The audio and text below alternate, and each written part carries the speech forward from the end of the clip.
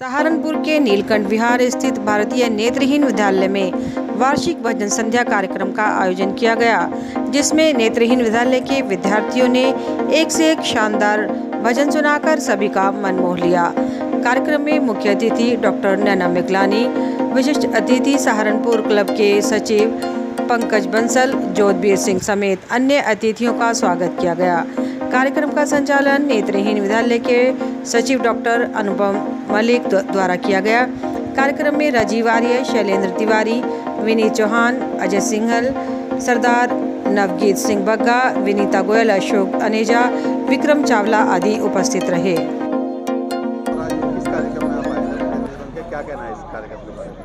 मेरा नाम डॉक्टर नैना मिगलानी है। मैं यहाँ पे Saharanpur obs and gynae society की प्रेसिडेंट हूँ। आज मैं यहाँ पे भारतीय नेत्र विद्यालय में मुझे डॉक्टर अनुपम मलिक जो यहाँ के सचिव हैं और राजीव चावला जी जो यहाँ के प्रेसिडेंट हैं, उन्होंने आमंत्रित किया था। लेकिन मैं यहाँ पर आकर खुद अपने आप को बहुत गौरवान्वित महसूस कर रही हूँ कि मुझे बच्चों का सानिध्य मिला, जो बच्चे दिल से किसी कार्यक्रम को प्रस्तुत कर रहे थे और जिन्होंने इतना अच्छा भजन संध्या का कार्यक्रम रखा था कि सुन के मन में इतना हर्ष का अनुभव हुआ कि हम लोगों ने इतने मीठे सुंदर भजन कभी नहीं महसूस किए जो आज मैंने महसूस किए हैं। मैं बच्चों को बहुत ब्लेसिंग्स देना चाहती हूँ कि आगे वो लाइफ में भी आगे बढ़ते रहें और अपने जो वीकनेस हो उसको अपने कभी प्रोग्रेस के आगे ना आने दें और आगे अपने लाइफ में बढ़ें। सहारनपुर उत्तर प्रदेश राज्य सेतु निगम कर्मचारी संघ की आज एक बैठक उत्तर प्रदेश राज्य सेतु निगम की कार्यालय डीएम आवास रोड स्थित संपन्न हुई, जिसमें राष्ट्रीय अध्यक्ष इशरत जहां तथा राष्ट्रीय महामंत्री शिशिर गुप्ता का भव्य रूप से स्वागत, सम्मान, फूलमालाओं व बुके देकर किया गया। इसके पश्चात सेतु निगम में निर्माण विभाग को लेकर विस्तार पूर्वक चर्चा की गई और मांग की गई कि सेतु निर्माण कार्य का पूर्णीकरण ना किया जाए तथा इस विभाग को पीडब्ल्यूडी से अटैच कर दिया जाए। ऐसा ना होने पर इन्होंने आगे रणनीति बनाकर कार्य करने की बात कही। इस अवसर पर सभी कर्मचारियों ने आगे की रणनीति तैयार करने को लेकर चर्चा की।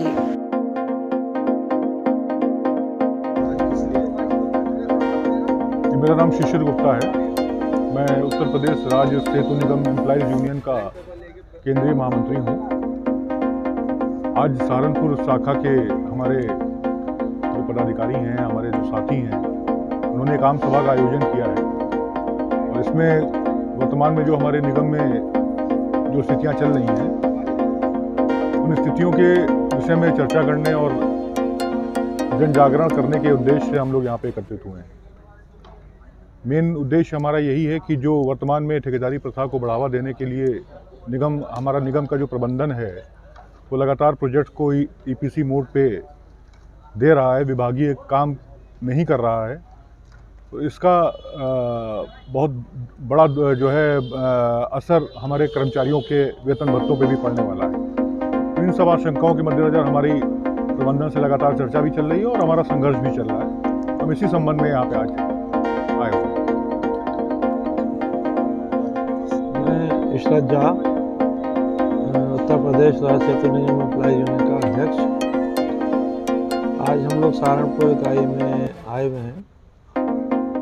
वर्तमान में जो पिछले अगस्त 2022 से हम लोग लखनऊ में एक आंदोलन चला रहे हैं, जिसमें ईपीसी मोड और वर्टिकल मोड का जो हम लोग विरोध स्वरूप सांकेतिक विरोध कर रहे हैं कि आज जो ईपीसी मोड पर काम दिए जा रहे हैं सेतु निगम प्रबंधन द्वारा, उससे हमारे कर्मचारियों के वेतन भत्तों पर और उनके भविष्य पर बहुत असर पड़ने वाला है।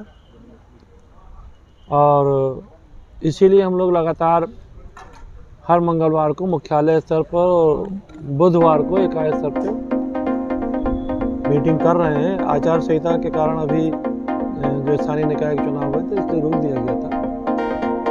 अब पुनः हमारा ये मानना है कि जो 2200 आदमी जो हमारे कर्मचारी हैं, सरकार की जो भी नीति है उस नीति को वो जारी रखें, हम उसका विरोध नहीं कर रहे, मगर जो सेतु निगम के 2200 कर्मचारी हैं उनको काम दे, आप ठेकेदारी 60-40% पर दीजिए, 50-50 पे दीजिए, 70-30 दीजिए, हमारे सारे आदमियों को काम देते हुए ही उनका वेतन भुगतान किया जाए। अन्यथा की स्थिति में होगी जब काम सब टेंडर पे जाएंगे तो ठेकेदारों तो हमको वेतन देगा नहीं।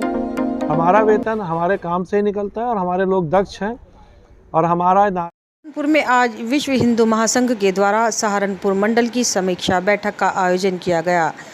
समीक्षा बैठक में संगठन के विस्तार व आगामी कार्यक्रमों की तैयारियों को लेकर विचार विमर्श किया गया। कार्यक्रम में विश्व हिंदू महासंघ से जुड़े कई पदाधिकारी व कार्यकर्ता मौजूद रहे। ये अपने सहारनपुर मंडल का विश्व हिंदू महासंघ की एक समीक्षा बैठक रखी गई है और समीक्षा बैठक में खासतौर से सभी श्यामली, मुजफ्फरनगर, सहारनपुर सभी जिलों के पदाधिकारी यहाँ, जिसमें विश्व हिंदू महासंघ, गोरक्षा प्रकोष्ठ और अधिवक्ता प्रकोष्ठ के सभी पदाधिकारी यहाँ पर उपस्थित हैं और संगठन विस्तार पर क्या चल रहा है, किस तरह अपने संगठन के लोग सामाजिक समरसता पे काम कर रहे हैं। आने वाले समय में अभी 5 जून को परम पूज्य योगी आदित्यनाथ महाराज जी का जन्मदिन है। उसके अवसर पर पूरे प्रदेश भर में कार्यक्रम होने हैं और सभी जिलों में कार्यक्रम होने हैं। उसमें क्योंकि परम पूज्य योगी आदित्यनाथ महाराज जी के गुरुजी उनके ब्रह्मलीन अवैधनाथ महाराज जी, जो कि सामाजिक समरसता का एक संदेश और ध्वज लेकर चले थे, उसी को यह संगठन आगे बढ़ा रहा है।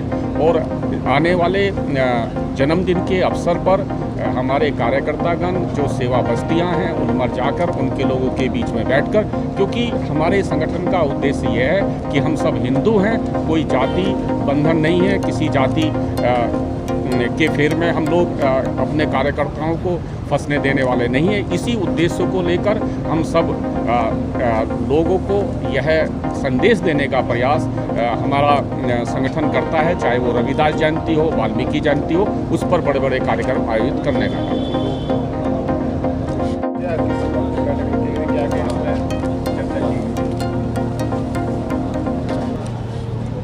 विश्व हिंदू महासंघ सहारनपुर मंडल की आज ये समीक्षा बैठक है, जिसमें संगठन विस्तार पे चर्चा की जानी है कि किस तरीके से संगठन विस्तार करना है। आज हमारे मेरठ से आए हुए अधिवक्ता प्रकोष्ठ के राष्ट्रीय अध्यक्ष श्री देवेंद्र तोमल जी की अध्यक्षता में ये समीक्षा बैठक की जा रही है। उद्देश्य इसका यही है कि भाई हम हिंदू किस प्रकार से सभी भाइयों को एकजुट रख सकें या एकजुट। धन्यवाद।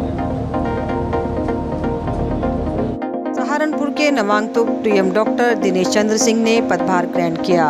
उन्होंने कोषागार में पहुंचकर चार्ज ग्रहण किया। प्रेस वार्ता में उन्होंने कहा कि केंद्र व प्रदेश सरकार द्वारा संचालित जन कल्याणकारी योजनाओं का लाभ पात्र लोगों तक पहुंचाएंगे।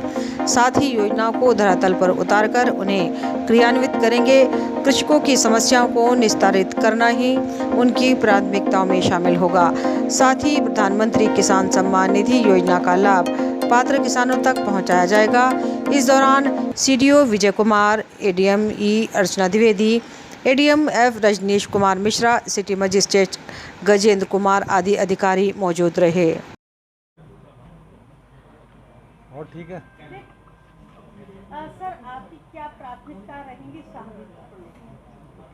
सहारनपुर बहुत ही, जैसा कि मैंने बताया है कि गंगा जमुना तहजीब की सांस्कृतिक विरासत को अपने में समेटे हुए बहुत खूबसूरत ऐतिहासिक शहर है, जहाँ एक और माँ शाकुंभरी देवी का आशीर्वाद यहाँ के नागरिकों को प्राप्त है। दूसरी ओर देवन में तिरुपुरवाला सुंदरी जी है और जहाँ अगर इल्म की बात करें तो देवन रूम भी है। उसके बाद यहाँ पर कई यूनिवर्सिटी बनने जा रही हैं। यहाँ के लोगों का जो शैक्षणिक स्तर है वो बहुत ऊंचा है, जो जीवन यापन का स्तर है वो भी बहुत ऊंचा है। और मुझे यहाँ उन चीज़ों की जो उपलब्धता है उसमें कार्य करने में सहजता होगी। प्राथमिकता, जैसा कि मैंने बताया कि किसानों की समस्याएं, ग्रामीणों की समस्याएं, श्रमिकों की समस्याएं और जो पीड़ित वर्ग है उसमें समाज कल्याण विभाग से संचालित होने वाली जो योजनाएं हैं, वृद्धों की समस्याएं, दिव्यांगजनों की समस्याएं और छात्रवृत्ति से संबंधित जो छात्रों की समस्याएं हैं, वो हमारी प्राथमिकता के केंद्र रहेगा। साथ ही साथ वर्तमान में एक बहुत बड़ा सुधार उत्तर प्रदेश सरकार ने किया है, वह रियल टाइम खतौनी, जिसमें नागरिकों को रियल टाइम अभिलेख की जानकारी हो सके, उसके स्वामित्व की जानकारी हो सके। वो उत्तर प्रदेश का एक महत्वाकांक्षी प्रयास है, जिसमें जो पुरानी खतौनी 13 कॉलम की होती थी, अब ये नई कॉलम 19 कॉलम की होगी। उसमें सारी चीज़ें, जब भी कोई बैनामा खरीदता है और उसका म्यूटेशन होगा, वो सारी चीज़ें अद्यतन होगी। वो यहाँ कार्य चल रहा है, उस कार्य को और गति देना है। और इसी के साथ साथ जो भू स्वामित्व की योजनाएं हैं, जिसको घरौनी कहा जाता है, वो भी उत्तर प्रदेश सरकार का एक क्रांतिकारी कदम है, जिसमें ग्रामीण लोगों को उनके भवनों का, उनके आवास का स्वामित्व दिलाया जा रहा है। ये भी मेरी प्राथमिकता रहेगी। बाकी यहाँ कुछ मुझे जानकारी मिली है कि कुछ गन्ना मिलों का पेमेंट है, उसको भी हम लोग देखेंगे। फोर्थ मिनी ओलंपिक, जो कि जिला ओलंपिक संघ, जिला खेलकूद प्रोत्साहन समिति, मां शाकंभरी विश्वविद्यालय एवं JV जैन कॉलेज के संयुक्त तत्वाधान में आयोजित हो रहा है। आज के अंतिम दिन योगा की प्रतियोगिता आयोजित की गई। आज मुख्य अतिथि के रूप में श्री वेदपाल, जो कि राष्ट्रीय स्वयंसेवक संघ के सह संपर्क प्रमुख मेरठ प्रांत तथा रिमाउंट डिपो के कमांडेंट कर्नल श्री राकेश शर्मा, राष्ट्रीय स्वयंसेवक संघ के महानगर प्रचारक श्री चक्षु ने सभी खिलाड़ियों को पुरस्कृत किया।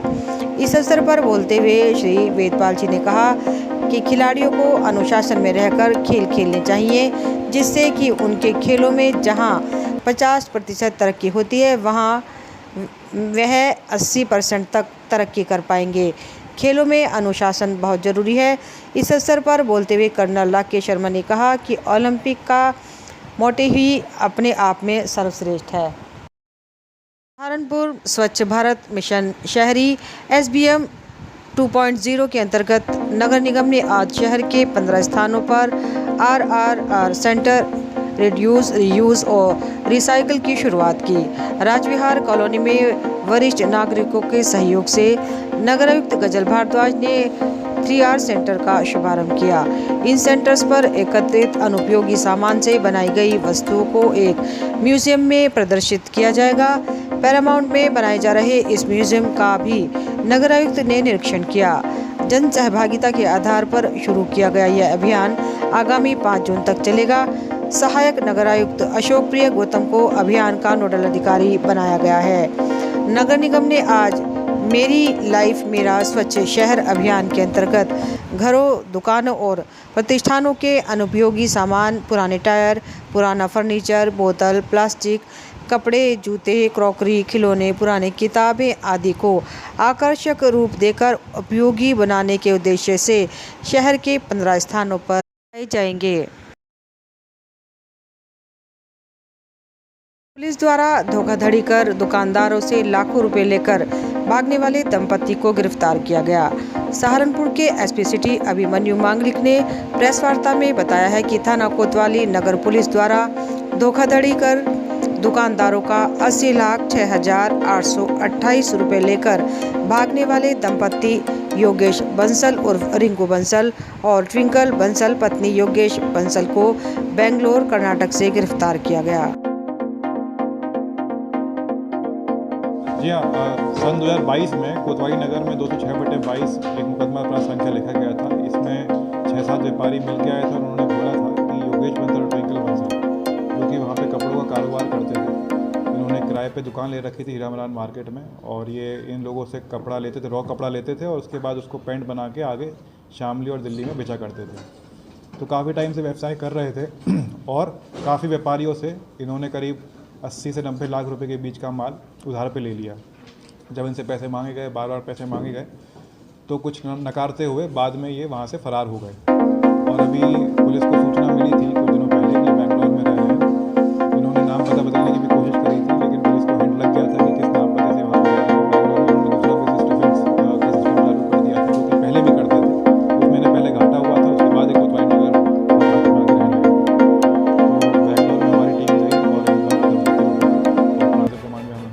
लेके आए हैं और आज कोर्ट में इनको पेश ले रहे हैं। जी नहीं, अभी तक इनका आपराधिक इतिहास देखा जा रहा है, लेकिन अभी तक कोई भी मुकदमे का प्रकाश में नहीं आया। जी नहीं, इस पूछताछ की गई है, इसमें और कोई लोग इन्वॉल्व नहीं पाए गए। पूरा माल खरीदा गया था 70-80 लाख रुपये, कोई पैसा इन्वॉल्व नहीं। लेकिन ये है कि इन लोगों ने जो इनकी मंशा थी वो ठगने की ही थी, वो इनका पैसा लौटाने की नहीं थी, इसलिए इन पे मुकदमा लिखा गया था। सर अब कैसे पैसा बरामद किया जाए? जी हम देख रहे हैं, इनकी पीसीआर देखेंगे, हम पीसीआर ली जाएगी, इनके बैंक अकाउंट भी खंगाले जाएंगे। अगर कोई पैसा होगा उसको फ्रीज करवाया जाएगा और उसको जिसका पैसा बनता है उसको वापस लौटवाया जाएगा। ऐसे कितने व्यापारी हैं जिनसे इन्होंने ठगी की है या सामान? अभी हमारे 6-7 व्यापारी हमारे सामने आए थे। जब ये तहरीर ली गई थी उसके बाद कुछ 6 से 7 व्यापारी सामने आए थे, उन्होंने बताया था कि उनके साथ भी उन्होंने ये काम किया है। भैया राजीव का मेरा नाम है, कपड़े का व्यापारी है। हम सब लोग क्या मामला था ये योगेश बंसल और ट्विंकल बंसल वहाँ से कपड़ा लेते थे पिछले 3-4 बच्चों से, और तकरीबन हम 7-8 लोगों का 80 लाख रुपए पैसा लेके घर बार छोड़ के बेंगलोर जाके छिप गए। बाद में हमने FIR करी और विवेचना करी, मेहनत करी, पुलिस टीम ने पूरा सहयोग दिया हमें, तो इन्हें बेंगलोर से जाके पकड़ के लाए। अभी तक हमें कोई रिकवरी नहीं हुई है। पिछले 2.5-3 वर्ष से हमारे काम है। इससे पहले भी विभिन्न शहरों में धोखाधड़ी करके भाग चुके, जो पता चला भी बीच। अब हमने अपनी टीम SSP साहब के साथ लगाई है और गुहार लगाई है। फिलहाल तो इनका चालान कटा है, जेल जा रहे हैं ये। लगभग कितने व्यापारियों का पैसा 6 से 7 व्यापारी जो हैं जो अभी तक सामने आए हैं। किसी के 15 लाख हैं, किसी के 10 लाख हैं, इस तरह लेके और काफ़ी संकट में डाल के हमें गए। तो